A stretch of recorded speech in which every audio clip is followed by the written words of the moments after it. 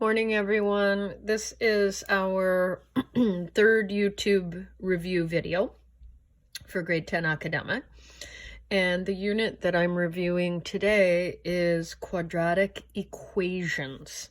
So again, let's dissect the words quadratic and equation. A quadratic, we've discovered this unit, is nothing more than what we call a parabola. Quadratic and a parabola, they are the same animal. An equation is whenever you have any expression equal to zero. So a quadratic equation is when you take that expression and you equate it to zero. That makes it an equation. Now, when you're asked to solve a quadratic, there are many ways for me, the teacher, or for anyone posing a question to ask you to solve. They could ask you, find the value of x that satisfies the equation.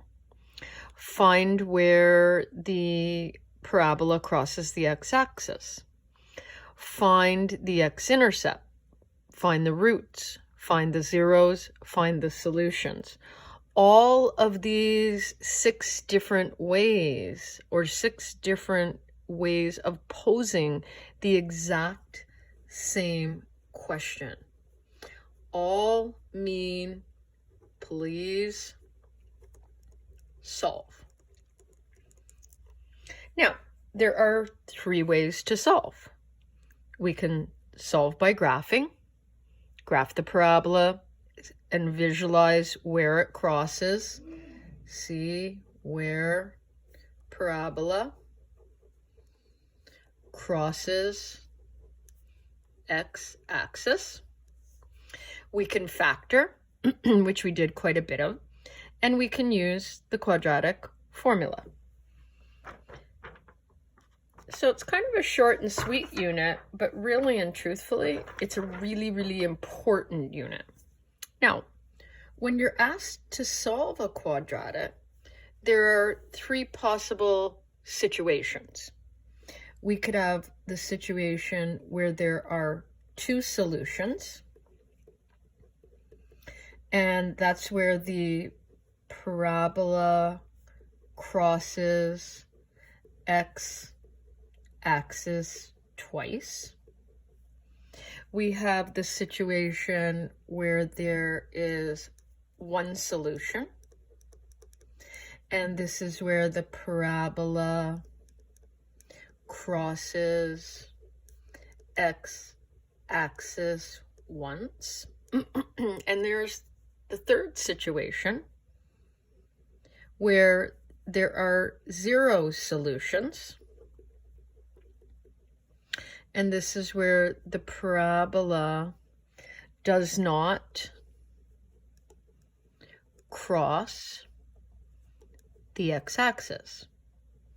Now, the interesting thing about this situation that we discovered through our lessons is this occurs when there is a negative under the root of the quadratic formula.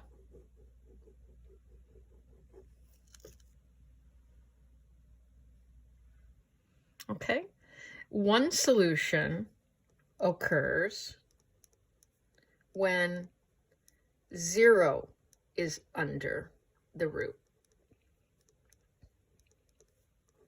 So those are the 2 special circumstances about those 2 special situations.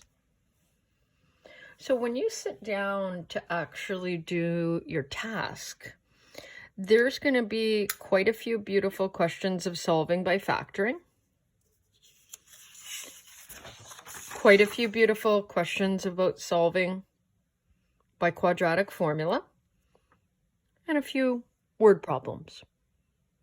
Okay, so let's review solving by factoring. When I'm solving by factoring, the number one step is that one side of the equation must equal 0. And I don't have that situation in this example at all. So what I'm going to do is I'm going to put the quadratic in its appropriate form. Squared term first, linear term next, constant term next. So powers are in descending order, squared, linear, constant term. Now I've met the condition that one side equals 0. Step 2, the term should be in descending order. Done. Step 3, if your a value is negative, multiply everything by -1. I'm good to go on this. My a value, that term in front of the, that coefficient in front of the x squared, is a positive. So the instructions are asking me solve by factoring. This is a tricky trinomial, so I'm going to get my product sum chart going. And my product is going to be -24, and my sum is going to be 5. I'm going to think of all of the options that multiply to 24. 1 and 24, 2 and 12, 3 and 8, 4 and 6. And then I'm going to look at those options and I'm going to decide which of those options could I somehow through addition and subtraction turn into a -5. Well, a -8 plus 3 could turn into -5, and -8 times 3 is -24. So these are my magic numbers. This produces the magic combo, and I'm going to use those magic numbers to decompose and factor appropriately. So notice that in my second line, I haven't changed a thing. I've basically decomposed that -5 by using -8x plus 3. I'm going to factor by grouping. And in the first group, I'm going to ask what's common. And you'll notice that 2x is common. What's remaining when I factor out the 2x is 3x minus 4. I'm going to look at the second grouping, and I'm going to ask what's common. Your instinctive response is, nothing's common, Miss Martel. When you answer with that response of nothing's common, actually 1 is common.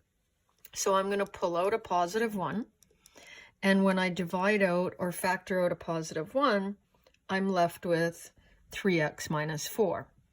So when I look at my entire expression now and I ask what's common or what's matchy-matchy about the entire expression, I'm hoping that you say 3x minus 4. And when I ask you what's left over, I'm hoping that you say 2x plus 1. Now, we're not done yet, because in a solve question, you have to actually get down to x equal to something. You have to solve it. You have to get an answer. All we've done is factored so far. So I'm going to take each of my brackets and I'm going to equate them to 0. And I'm going to isolate x. In the first option, I'm going to bring the 4 over. I'm going to divide both sides by 3. And my answer is x equals 4 over 3. In my second bracket, I'm going to bring the 1 over. It becomes negative. I divide everything by 2, and I end up with x equals -1/2. So this particular situation might look something like this picture, where there are 2 solutions, 4 over 3 and -1/2 along the x-axis.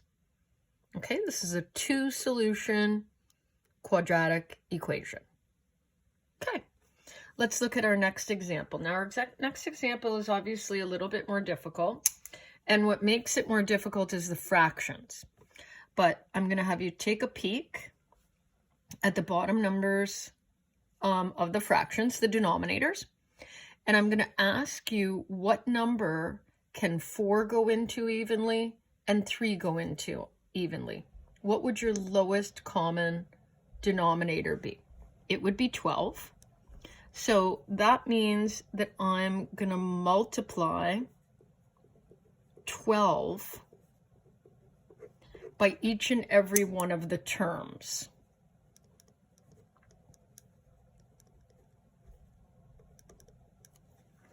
And I know for certain that underneath that 12 is a beautiful little 1 in each case. So I'm going to say to myself, 12x squared divided by 4,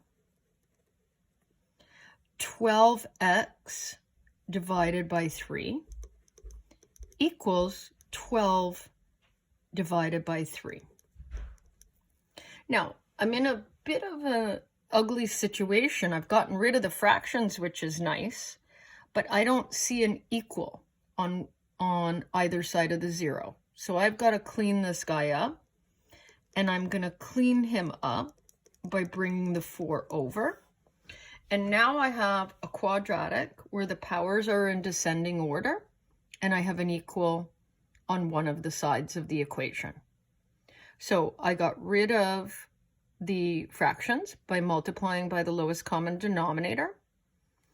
And then I cleaned up the quadratic so that the powers are in descending order, and I'm equating it to 0. Now I'm going to factor. Again, I need a little product sum chart. My product is negative 12, and my sum is negative 4. So 1 times 12, 2 times 6, 3 times 4. Of those combinations, can I turn any of them into a negative 4 through adding and subtracting? Sure I can. 2 minus 6 gives me negative 4. Okay. 3x squared plus 2x minus 6x minus 4 equals 0. Again, this technique that I'm using is called decomposition. I'm going to group, and I'm going to group, and I'm going to ask, is there anything common in the first grouping? X is common.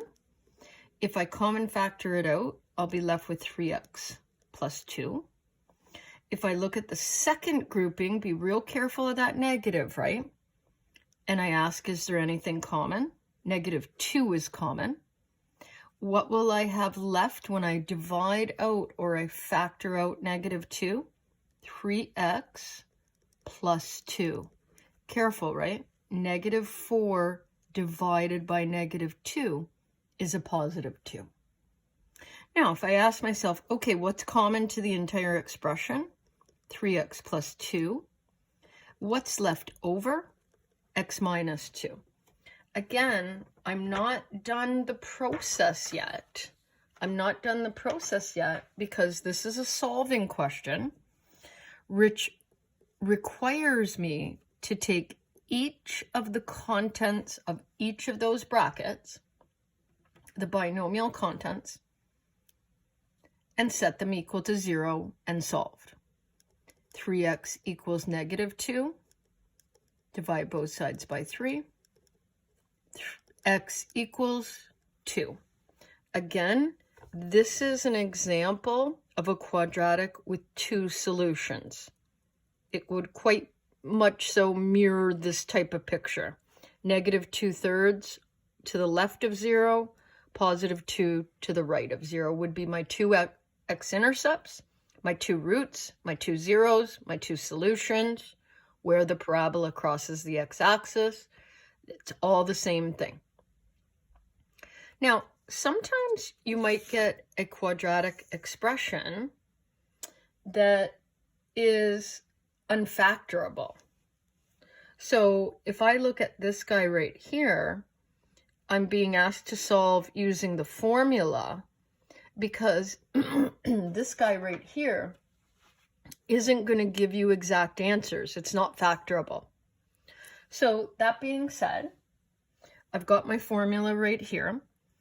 What I need to recall in the formula is where the A is, where the B is, and where the C is, because those are the key elements to the formula. Okay, so I know that the formula says negative B but my b is already negative. Plus or minus b squared minus 4 times a times c all over 2 times a. Now, remember we talked about a few things in class, right?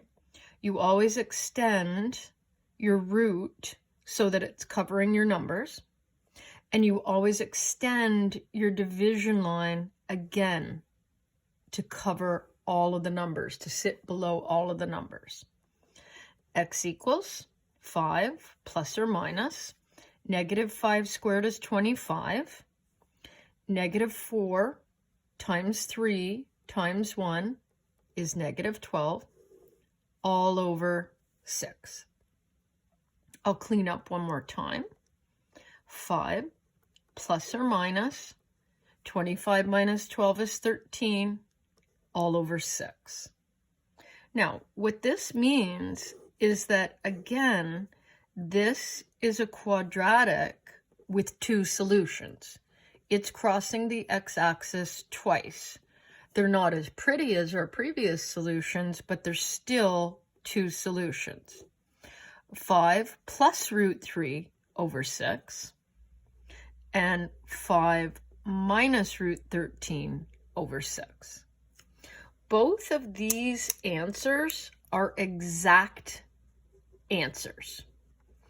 But as you'll discover in 3U, sometimes they want us to provide exact answers. Sometimes they want us to provide approximate answers. So if I get my calculator out and I type in 5 plus the square root of 13 equals divided by 6, I'm going to get an approximate answer of 1.43. So where does it cross the x-axis? In between 1 and 2. Okay, 5 minus the square root of 13 divided by 6. Where does it cross the x-axis? In between 0 and 1. So again, this is a quadratic that has two solutions. One of the solutions at approximately 0.23, another solution at approximately 1.43. So prepare yourself when you do your task for some solving by factoring, solving by quadratic formula, solving by picking whatever method you so choose. And then we're going to get into these types of questions, word problems. Now, normally we would cover 3 different types of quadratic word problems: number, area, and double area. I chose for this semester with you guys to do number and area problems. And I think we did 4 or 5 examples in our notes. And then you had 1 or so on the quiz, 1 or 2 on the quiz. So you've had a decent sampling of word problems. So let's take a look at the steps and make sure that you're good with the steps. Draw a picture if necessary. So if it's a rectangle, if it's a triangle, you're going to draw a picture. Set up your let statements. Let x represent the first number. Let x plus 1, if it's a consecutive, represent the second number. Let x represent the base. Let x plus 7 represent the height. Set up an expression in terms of one variable, and this is the important part.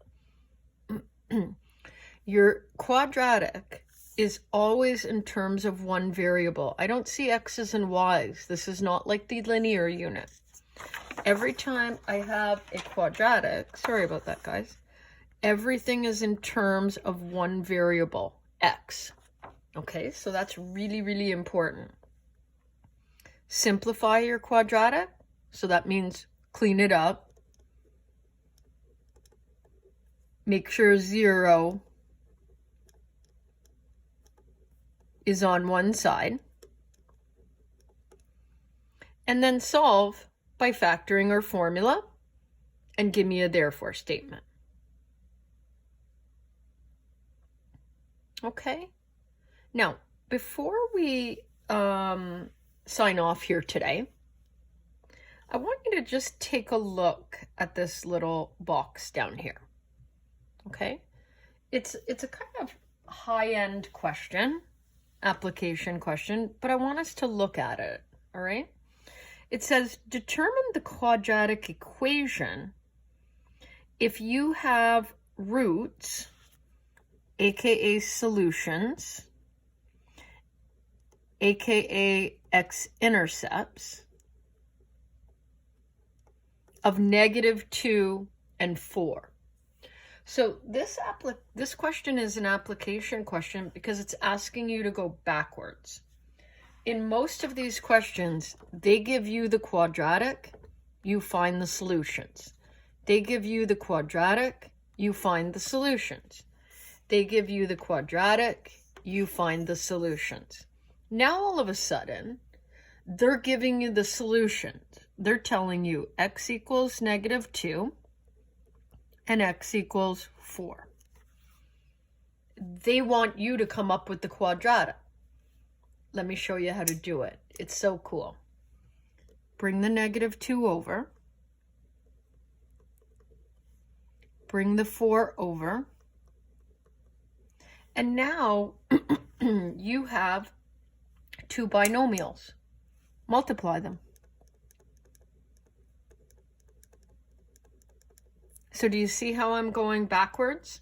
I'm going from the answer to the previous solving step to the factoring step. Now I'm going to expand. X squared minus 4x plus 2x minus 8. And now I'm going to clean up. I'm going to pokey yugi. X squared minus 2x minus 8. And there I am. That's the quadratic that produced these two solutions. Too cool. Okay, thank you, and I'll see you soon.